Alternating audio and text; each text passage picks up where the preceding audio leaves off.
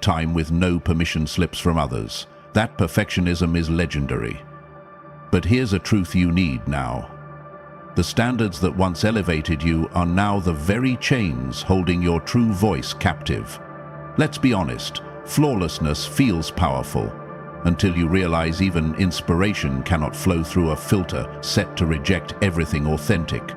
If this stirs something in your bones, stay with me. What comes next will require you to dismantle the flawless facade you've maintained for so long. Whisper release to yourself if you know this is your season for creative rebirth. Let's begin. You didn't choose perfectionism, it chose you. You didn't wake one morning and decree, "I shall create only what is flawless." You forged this standard in the furnace of early criticism. There was a moment unrecorded in any calendar but etched in your creative memory when something raw and true left your hands and returned as wounds. That is where perfectionism was born. Not as ambition, but as armor, fashioned from the metal of never again. Maybe it was the classroom where your heart's expression met laughter. Maybe the moment your untamed ideas were labeled too much or not enough. Maybe the competition where judges chose technical precision over your fierce originality. Or perhaps it was the silence, offering your truth and hearing nothing echo back. The specific moment matters less than what it birthed. A silent vow that nothing would leave your hands until it was beyond criticism. In that unremarked hour, you drafted the constitution of creative containment.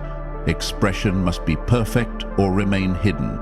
Imperfection equals vulnerability. Control ensures safety. No public first drafts, no messy explorations, just meticulous output filtered through endless refinement. You became your own most ruthless editor, cutting wings before they could fully extend. You stored provisions in the form of techniques mastered to precision. You learned rules before breaking them, studied masters before challenging them. When inspiration ran wild, you tamed it. When emotion ran raw, you polished it. You became so efficient at self-creationship, that even your private creations underwent scrutiny no audience would impose. And here's what no one tells you about that perfectionism. It works so well that years can pass without failure. From outside, your work looks immaculate, enviable, worthy, but perfection is still a container, even when you built it yourself. The treaty you made with your creativity had no clause for what happens when technical mastery overshadows soul expression, no addendum for when the editor overtakes the artist. So your inner critic stayed on perpetual duty. Your refinement reflexes kept scrubbing your work of fingerprints long after what the world needed most was the mark of your humanity. They didn't know the mission had changed. You didn't tell them because deep down, you hadn't realized it yourself. Until lately. Until the perfection began whispering in its perfect silence. Your polished achievements began echoing in empty rooms. Validation, oversecured, began to taste like artificial sweetener. The mastery that once felt like flight slowly felt like constraint. You're here now because somewhere within the craftsman and the creator in you, a profound truth is known. The standards need evolution, not abandonment, because this time, what's emerging is not a failure to fear, but your authentic voice finally breaking through the perfect walls with a sound you never performed, but immediately recognize as your own. This time, the gates will not be breached by outside forces. They will be opened by your own hand. You aren't giving up excellence. You're expanding its definition. In the beginning, you might misinterpret this as the same discipline you've trained your creativity to follow. No messy process, no vulnerability, no exposure of the scaffolding behind the finished facade. That control was what you fought to maintain, the flawlessness you earned. But then something changes. The silence shifts its texture. It is no longer the satisfying hush of mastery. Now it is heavier, like a velvet curtain laid over something that wants to dance. You sense it in the circling of your thoughts. You feel your accomplishments taste strangely incomplete. It is not creative block. It is a signal, a low frequency vibrating through the walls you built. The perfectionism is trying to talk to you. It says, "I have done my work. I have protected your expression. I am ready to transform." Those standards absorbed your fear, your determination, your discipline. They withstood judgment and comparison. But something in you remembers, and lately your walls hum with a new memory, not of criticism survived, but of creative wildness meant to roam free. In subtle ways, you feel it. You linger at the edge of messier creative impulses, eyes scanning the horizon of what might emerge if you simply began without knowing the end. You leave creative materials in plain sight, not because you plan to use them perfectly, but because they break the finality of empty space. Your gaze drifts toward creative risks long avoided. You imagine for a moment creating something without pre-planning every element. At first, resist. Perfectionism does not retire in silence. Your inner critic will label this creative surrender. It will parade past mediocrity as evidence of what happens when standards slip. But this is not regression, this is readiness rising. The difference is felt physically. Readiness feels like breath returning to lungs that forgot how to fully expand. It feels like your hands warming, your shoulders dropping, your jaw relaxing. The perfectionism does not demand you abandon it entirely. It whispers that it wants to evolve. It no longer wants to be a prison, it wants to be a workshop. Strong, disciplined, yet open, experimental, alive with possibility, deep in your creative soul. Maybe it's what you've always longed for, because you didn't build these standards just to avoid criticism. You built them so that your voice might eventually emerge fully formed, skilled, powerful. The whisper in the walls is your own voice, echoing from your future, urging, "It is time." You may keep the craft, but make space for raw expression. The gates will open, not by force, but because you allow them. The critic stands down, not out of surrender, but because its mission has changed from protection to partnership. This moment is recognition. Your perfectionism, never intended to silence your voice forever, only to hold you safe until you were ready to speak your truth without fear. And now, beyond those walls, that voice is already rising. There is a science to this, but not a formula found in technique books. This is not about creativity in the mechanical sense. This is the rare physics of a soul recalibrating for authentic expression.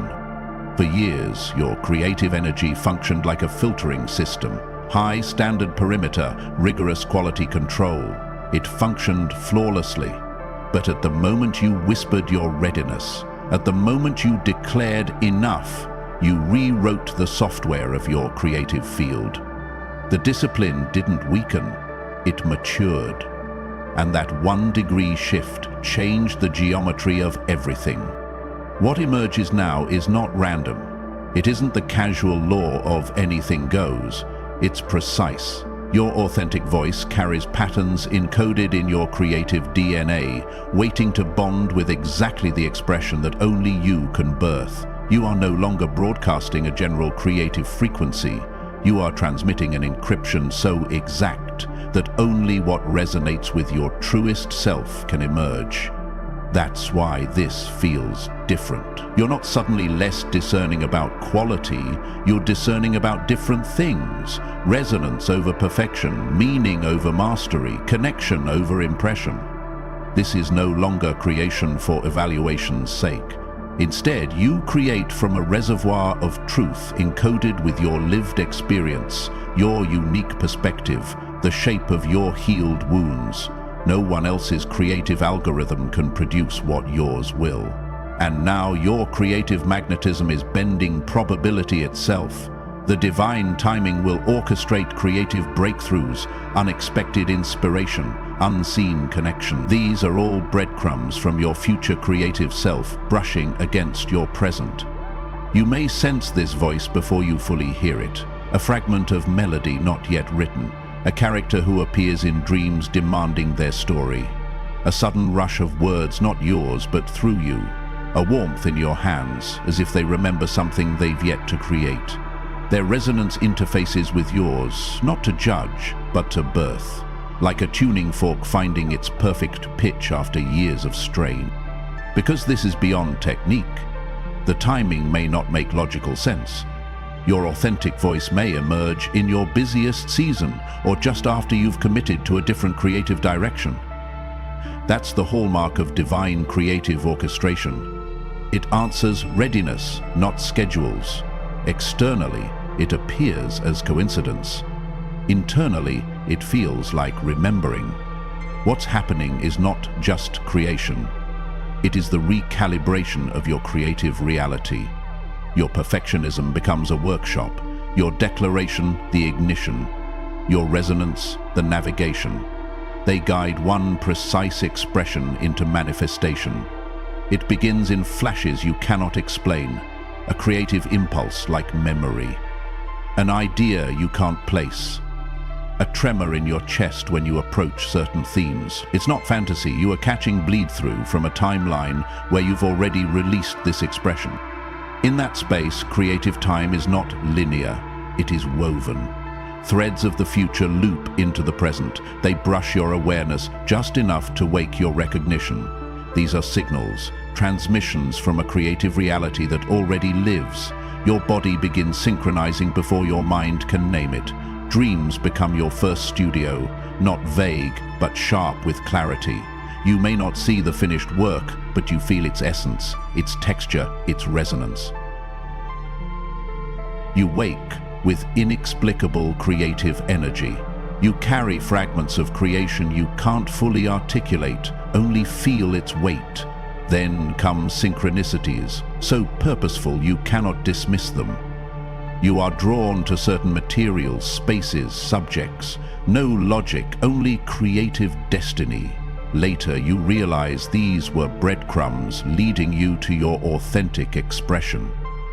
When the authentic voice emerges, your old system will light up like a security grid under attack, but not because the creation is flawed, because your body is wired to treat authentic expression as vulnerability. This is the final test. It's not about the work proving worth. It's about you proving you can create without perfect armor. The first law is creation before evaluation. Evaluation is a reflex, a premature judgment. It contaminates flow with past criticism.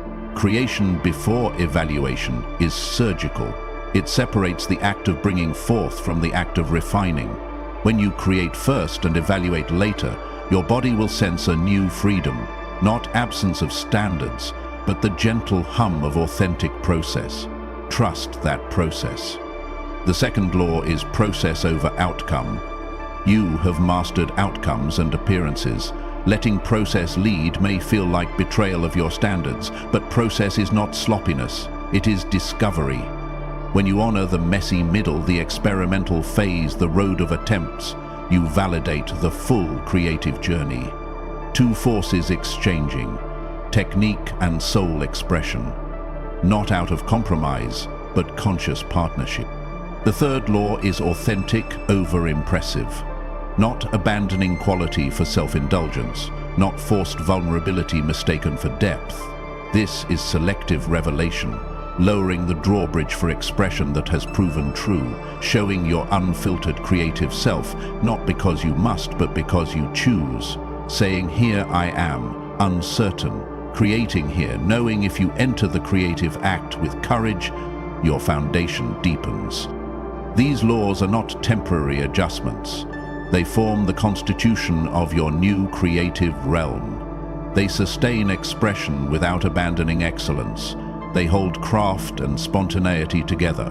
When you follow them, you don't give away standards, you transform them, because real creative power isn't performing perfectly, it's creating authentically, without losing skill.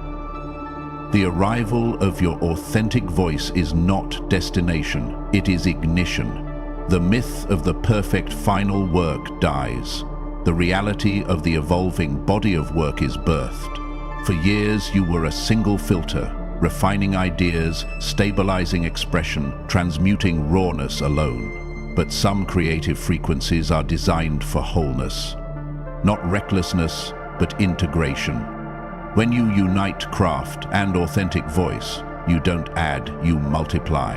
Your expression becomes a creative alloy beyond what either approach could become alone. That alloy resists both sloppy self-indulgence and sterile perfectionism. It is self-renewing. When exposed to criticism, you don't just defend, you grow. Together, your skill and soul walk into creative challenges and transform them. This is no accident. Your path was fortified with discipline so that expression would have structure to support it. Your technical foundation intertwines with your authentic voice. One crafts, one speaks. One structures, one breathes. One knows the rules, the other knows why and when to break them. Your creative presence challenges the programming that claims we must choose between excellence and authenticity. People will feel your creative energy first. They will see the liberty in your expression, the deeper resonance you access. They will witness how you move through creative doubts without freezing. That ripple begins close. Some will be inspired, others will feel confronted by their own creative constraints. But underneath it all, they will wrestle with beliefs about their own expression. The coronation of authentic creativity is quiet, but its authority absolute. It begins when you recognize it, not with technique alone, but with deep creative knowing. The air shifts around your work. No one else needs to validate it.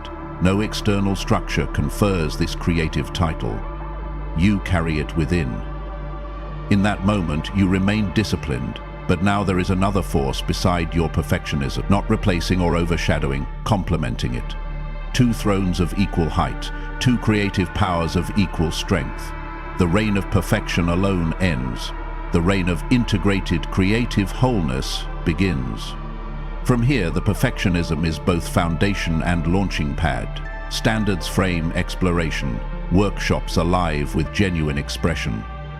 Every creation becomes a decree, inscribed in the archive of your authentic body of work. This creative commissioning authorizes you to build beyond what technique or raw expression could produce alone. It calls you to shape creations bearing the signature of your full creative blueprint. Don't. The weight of lineage presses close.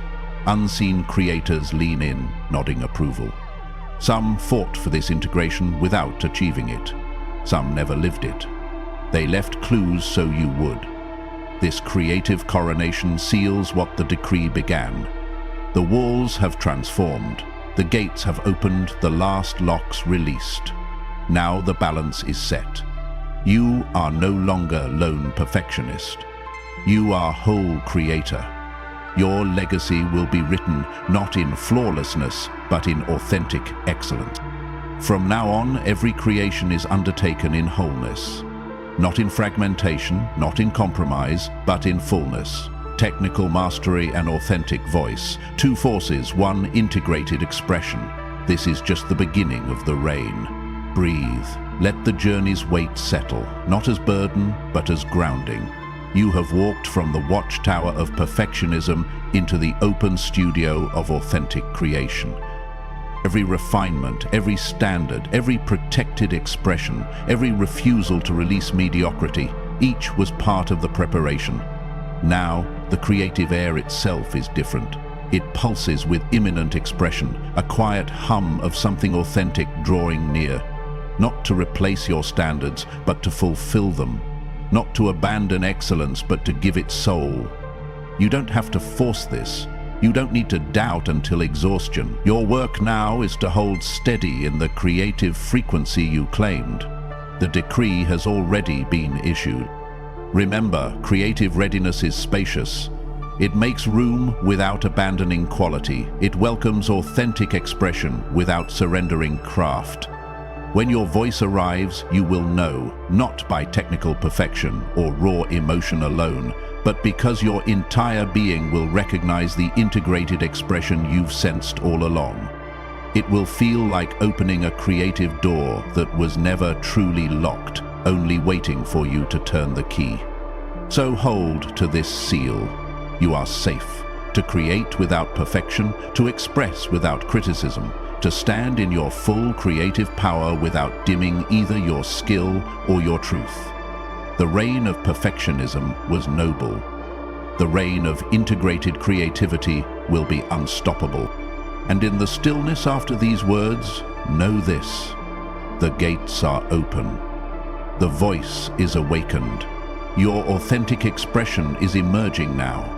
If this message touches something deep inside your creative soul, don't just scroll away. Comment, release as your declaration of creative agreement. Remember, the divine is revealing to redeem, and your creative rise begins right now. If this message spoke to your spirit, don't forget to subscribe to the channel and share this video with someone who needs to hear this creative truth. Your breakthrough could be the key to theirs.